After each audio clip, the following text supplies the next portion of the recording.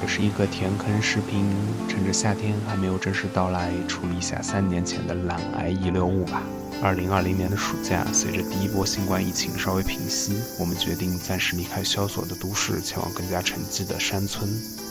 驱车3个半小时，从大阪前往位于伊吉半岛的熊野古道。世界遗产名录中包含着2条参拜道，现在都成为了徒步旅行的圣地。其中一条是西班牙的圣地亚哥朝圣之路，另一条就是日本的伊吉山地的圣地与参拜道。我们这次去的熊野古道就是这条参拜道在东南方向的一部分。这条古道也是日本有史以来最负盛名的徒步路线之一。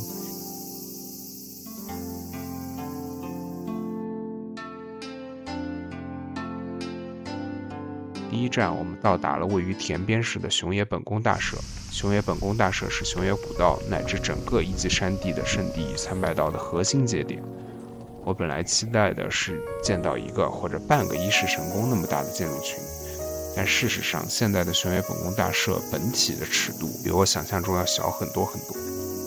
由于神社的本殿内部是不可以参观的，实际能看的地方也是少得可怜。可以说和当时我所居住的小野原的社区神社春日神社的尺度差不多。相比之下，神社门口的158级的石阶，两边的白帆和杉树对我来说更加有吸引力。野大峰、熊野三山以及高野山3座圣地坐落在伊吉山地的茂密森林中。俯瞰太平，他们通过多条参拜道连接着奈良和京都2个古都，反映出根植于日本自然崇拜古老传统的神道教与自。以上内容来自世界文化遗产官网。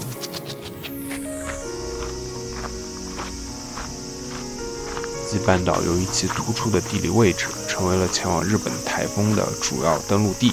客观上保护了以大阪为中心的关西核心区域和更加东部的关中和关东，因此被日本网民戏称为日本之盾。半岛所在的关西区域在日本算是地震相对较少的区域了，但是该半岛却是关西地区地震最多发的区域，特别是过去每隔150年左右发生一次的里氏8.0级以上的日本南海海沟地震，它每次都会直击伊吉半岛。这里挖个坑，以后有机会给大家详细说说南海大地震和日本的防灾规划和预案。可以说，这里的地质和气象条件在自然灾害频发的日本也算是数1数2的恶劣了。除了岛国不太可能出现的干旱之外，这里几乎集聚了所有重大的自然灾害种类。但也是得益于此，这一地区自古以来人口稀少，发展缓慢，逃过了日本大发展和泡沫经济时期的高强度开发，至今仍然人口稀疏，大量的原始森林和深山里的人文景观得以留存至今。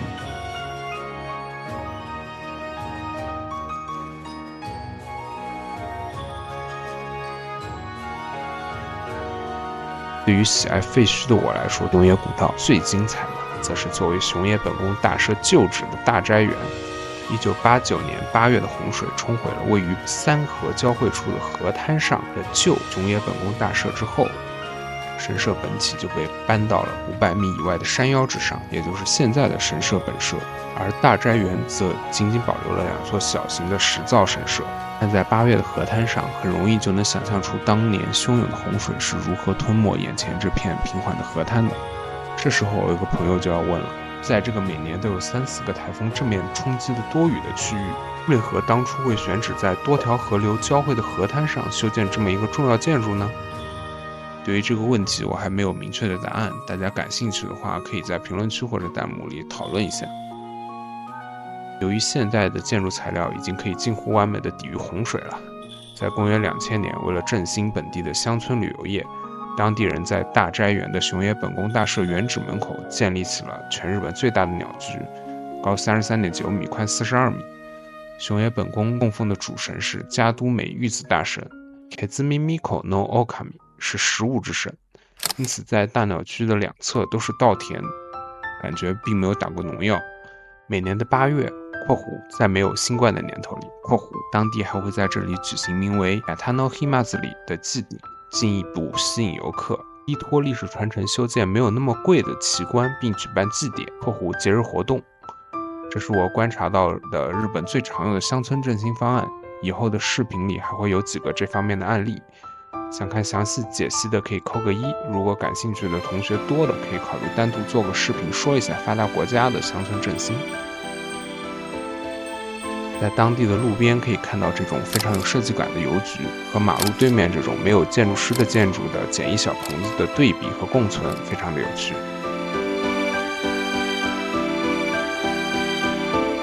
作为日本本岛上少见的拥有波特尔2级暗夜的区域，是观星、拍摄星空的绝佳区域。但是由于我们租住的小木屋周围有不少的酒店和村庄，天空并没有那么的暗。不过借助着现代相机的高管能力，也能够拍到一些简单的星野照片。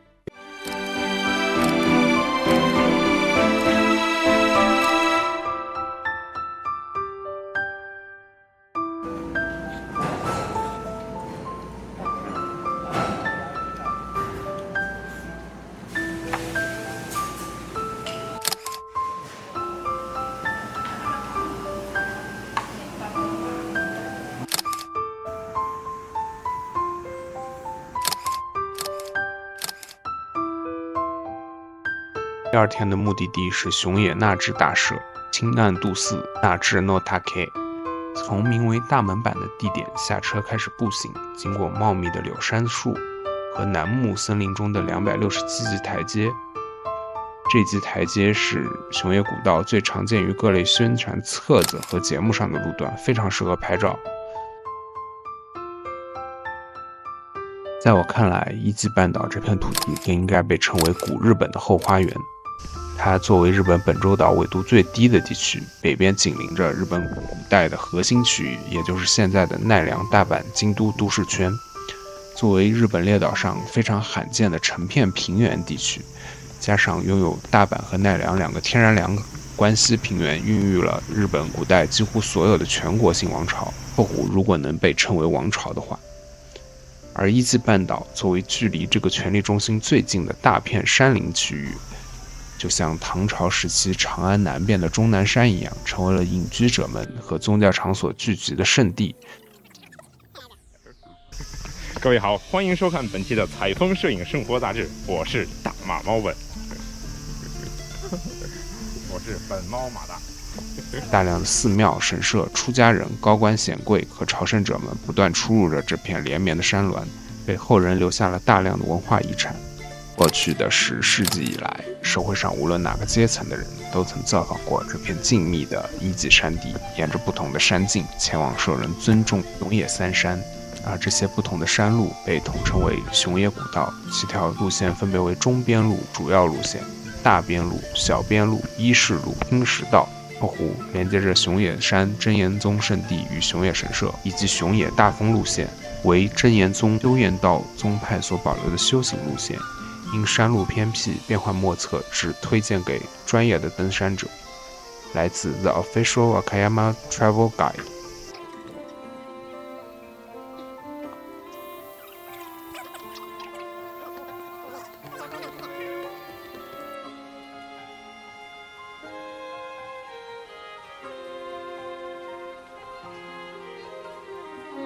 之后有一个能够短暂休整的停车场，可以在这里买点饮料、吃点刨冰，甚至换乘公交车完成剩下的路程。经过最后一段水泥路，最终就可以到达位于半山腰的熊野那智大社和青岸渡寺了。这条登山路是熊野古道中最为著名和最大众的一条路线，水平行进距离仅仅有 1.4 公里，垂直爬升也只有220米，走得快的话1个小时就可以走到。拖家带口的休闲步行也不会超过2个小时。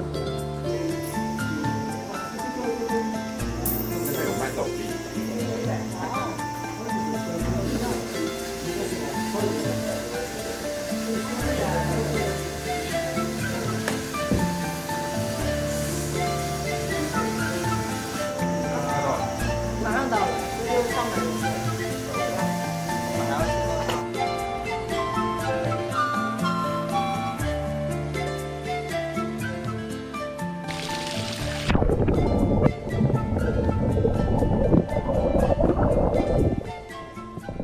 熊野那智大社和青岸渡寺分别为神道教和佛教寺庙，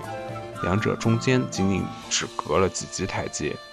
熊野那智大社是熊野古道上的3大神社之一，这里供奉着女神熊野夫须美大神Pumano Fusumi no Okami Isenami no Mikoto， 她的名字为节，是婚姻的守护神。与神道教熊野那智大社并肩而立的是佛教的清岸渡寺。尽管信仰着不同的宗教，但这两座寺庙在历史上曾为一体，直到19世纪的政治原因迫使两个寺庙分裂。就算分裂之后，神社和寺庙之间也只隔着几级很短的台阶。这里的政治原因指的是明治时代日本开始学习现代国家理论，在政治上通过扶持神道教来建立国族认同，这打破了1000年以上的神佛习合传统，导致了此次分裂。据官方说法，清岸渡寺的历史可以上溯至仁泽天皇时代。公元313至399年，来自印度的僧人裸行上人在那智瀑布修行悟道，修观世音菩萨。正式建立寺院是在推古天皇公元593至628年时代，拜如意轮观世音菩萨。宗派为由中国传入的天台宗。作为参考，普遍认为的佛教在日本的兴起源头是推古天皇时期圣德太子的佛教改革，而鉴真东渡是在100年之后的公元753年了。那智山因此成为一个重要的修行苦行中心，结合了佛教和神道教，代表了所有人都向往的净土。然而明治初期1868到1912年，宗教制度改革，神官的控制权被剥夺，一场废除佛教的风暴席卷而来。然而长期的民族性孕育的信仰力量依然坚定不移，前往熊野朝圣的人依然络绎不绝。而作为观音圣心第一圣地的那智山的修复和圣化尤为成功。清岸渡寺官网。清岸渡寺内醒目的红色佛塔身后，就是垂直落差高达133米的那智瀑布。从照片上也能看出来，这里的人工造景意味极强，是经典的日本风景园林景观。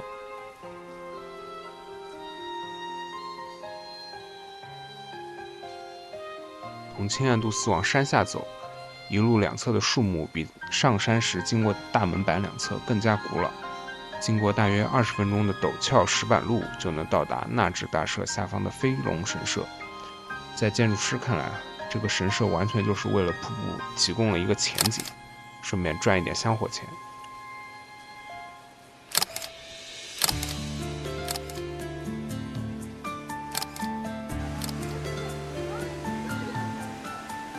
从飞龙神社出来之后，下起了大雨，我们只好坐公交车下山了。之后就直接驾车返回了大阪。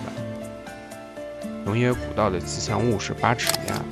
这只神道教信仰中的神鸟，象征着神圣自然力量的指引和干预。民间传说中，日本的第一代神武天皇，公元前660年到582年在位。在熊野古道上迷路时，八尺乌曾经现身为天皇带路。您可以在熊野三山买到印有八尺乌的精美御神符，合格山县旅游局（括弧我没有买）（括弧在中国我们一般称为这种鸟为三足金乌，就是被后羿射下来9个的那个，剩下来的那一只在流行文化中被诠释为《封神榜》里面的散仙路鸦。可能他那段时间闲得无聊，去日本旅游，顺便给当时的天皇指了个路。这只乌鸦踢足球的样子还挺可爱的。据说在1931年日本足协成立时，为了纪念那智出生的日本现代足球之父中村觉之助，特地选择了那智和熊野地方的吉祥物作为会徽。在路上经过了一片看起来很像是海市地貌的岩石群，拍了几张照片。熊野古道和一级参拜道实在是过于巨大，如果愿意的话，甚至可以在山林中直接走100公里到达奈良，甚至可以接着进入其他山路去往150公里以外的京都。这次2天1夜的行程只是管中窥豹，去了最大众的2个景点，之后有机会再继续深入探索吧。那么我们下一段旅程再见。